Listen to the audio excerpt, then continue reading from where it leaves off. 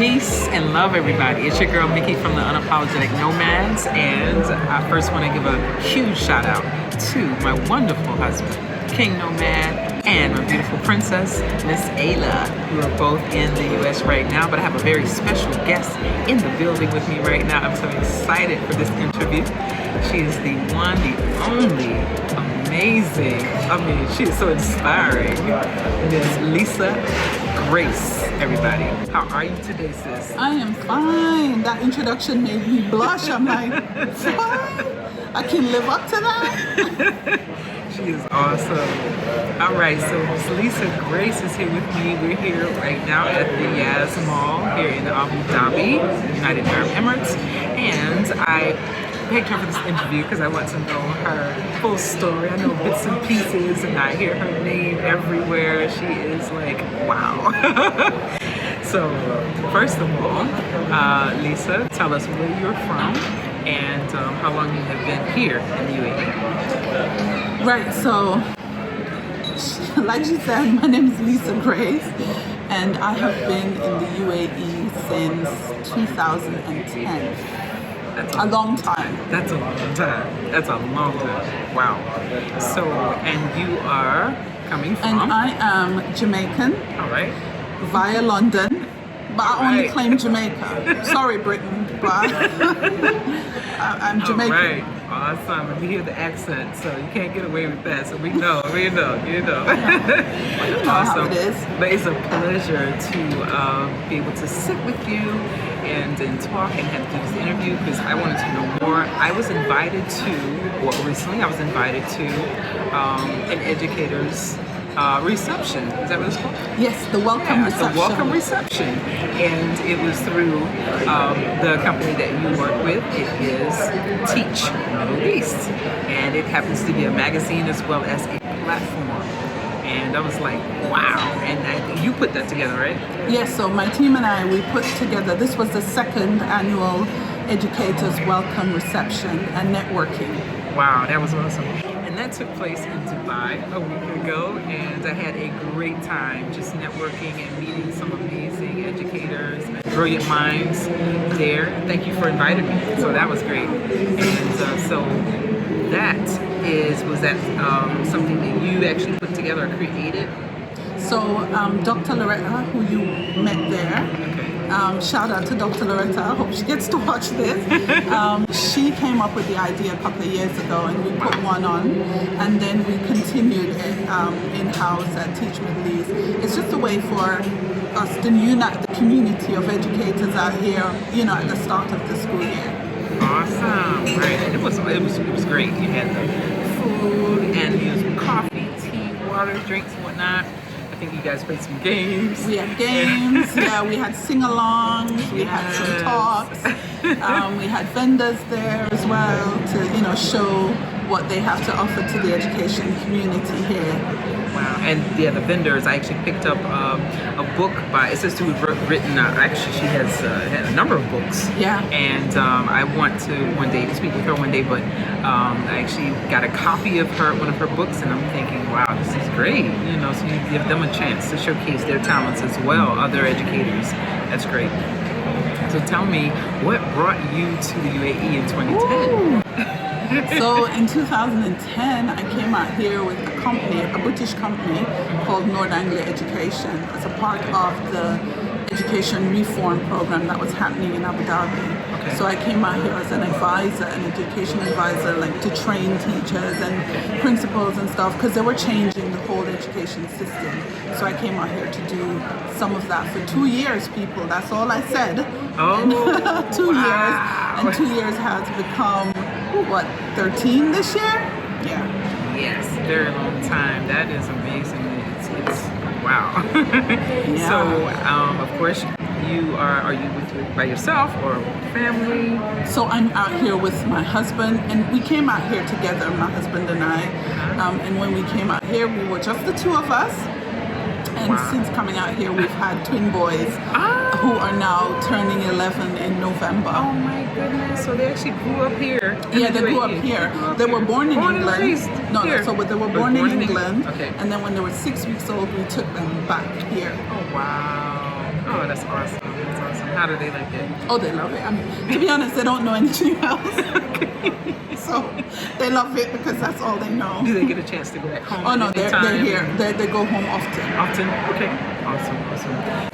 Like, how does your husband like being here? You know, my husband, he likes it. He'd rather be on the farm, but we have to split our time. I think he enjoys the peace that this country offers and the opportunities that it offers him as a business person and as an accountant, because my husband is an accountant. Okay. But if he were to have a choice, he would choose Africa all day, every day. So, of course, you were in education when you first got here, 2010.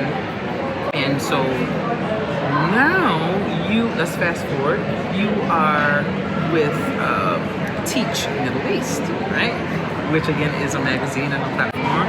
So what sparked that transition into journalism? It's interesting. I've always written, so Okay. I'm a teacher of languages. So I've always written, I've always loved communication. So it was something I always wanted to do. And so the opportunity came and I was like, yeah, this is the right time, and I took it. All right, awesome.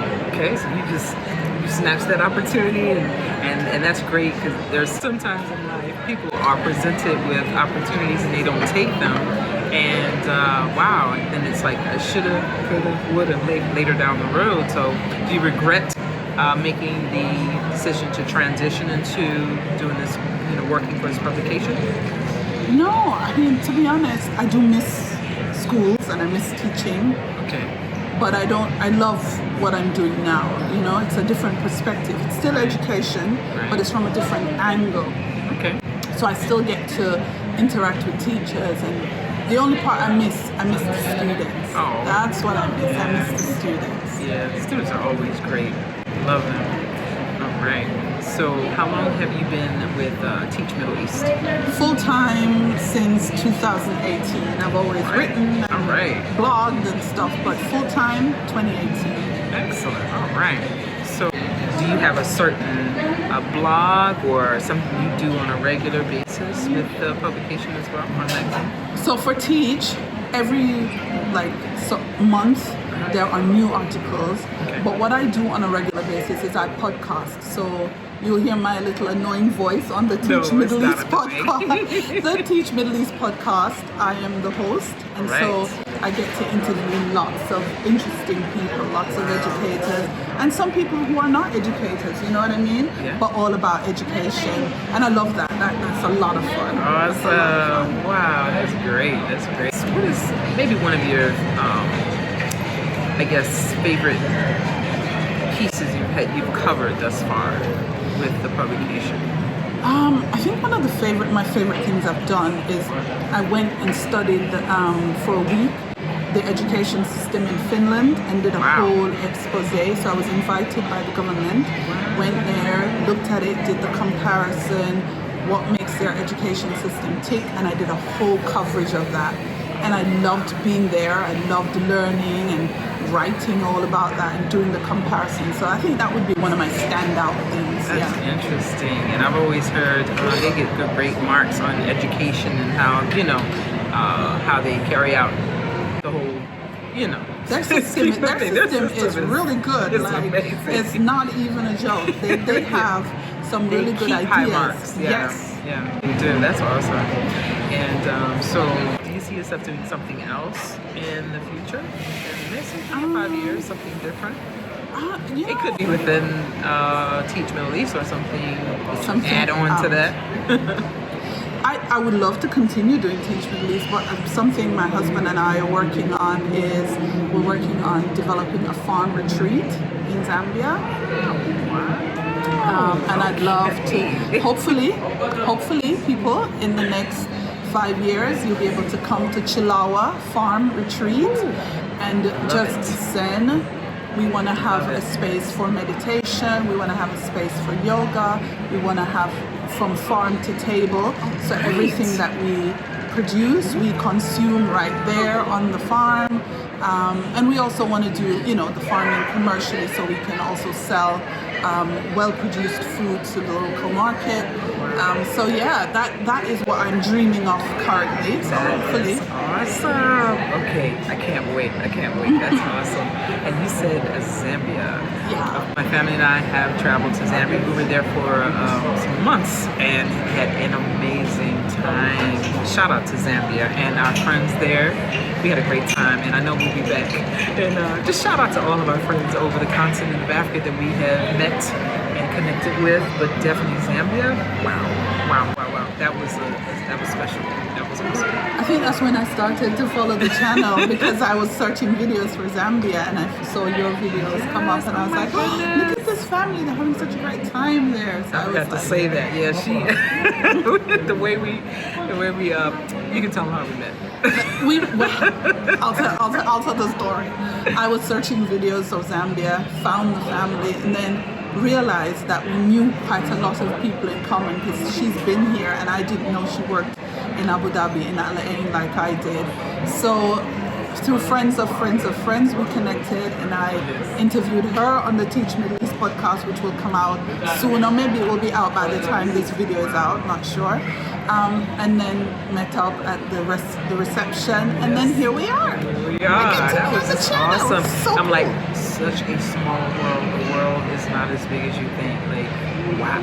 Yeah, that was awesome. We have mutual friends, and we've connected. So so we'll grow this friendship definitely. It is a pleasure meeting you. So, do you have any plans on maybe relocating to Zambia? Yeah, I think when. Or would you make it? I think This is your home and that's your home. Yeah, back I think and we'll forth? have both. The UK and Zambia, and God knows where else. The thing is, we've discussed with my husband, we value freedom. Okay. And I think that's kind of what drew me to watching your channel a lot. Wow. We love freedom, and so we don't want to say this will be the only place we'll live. Okay. We'll spread the joy around. We'll be here sometimes and there other times, as long as life and health permits. Yes. Oh, that's so exciting. Fun Farm. Did I say that right? Fun Farm. It's Go ahead. Chilawa Farm Retreat. Chilawa Farm Retreat. That's amazing. All right, I love it. I love how it just falls off the tongue. So can't wait for you guys to put that together and us to come out and visit and just show everybody what you have. If it's okay. Yeah, What you're you've been welcome. able to do there. And it's a beautiful country. Lots of just the landscape is just beautiful. It's beautiful. Lots of potential in Zambia. So really had a great time there. For sure. So I am just inspired by your story because you took a chance, like we did, and you have actually done so many things, you know what I mean? And I think you're doing something also outside of Teach Middle East. Is there another project that you're working on? How can you say that? Yeah, I'm trying to kickstart my life lessons with Leisa Grace podcast and YouTube channel. I'm taking inspiration from the wonderful Michelle. I really am. And the family, Ayla, the artist, and the whole family. I'm really taking inspiration because I want to try to have my own channel and express myself and, just teach. It's a channel where I want to teach the lessons that I've learned from life, which are a lot. I have a story like no one else does. And so I'd love to teach that, so I'm trying. There's nothing wrong with trying. Nothing wrong with trying. That's right. You don't know what you can become or what can happen if you don't try. You have to try. You never know until you try. So are there any inspirational words you want to leave us with, or people who might be watching who are, let's say, like at a crossroads in life and they don't know whether they should do something or make that move to wherever. It could be a different state, a different country, to do something that changes the way they live. I don't know. Take up a new opportunity. Wow. Any words? Yeah, I'm thinking, my one word is choice. I think everything we do in life is a choice. We can choose to stay where we are and then we'll never know what will happen. Or we can choose to go and try something new and something beautiful can happen. So I think it's all about choice. We choose every day. And when you look back at your life, you'll realize that your life is a series of choices. And so every day is a new day to make a new choice. So why not choose something new and exciting? Don't choose to stay the way you are, especially if you're not happy. Just choose something new and see what happens, Because you're never stuck. You can always make another choice because life is full of choices. Life is full of choices. That's right. Awesome. That was great. Thank you. And thank you for your time, Miss Leisa Grace, the wonderful. And look forward to meeting up with you again and possibly doing a part 2 while you get the farm up and going.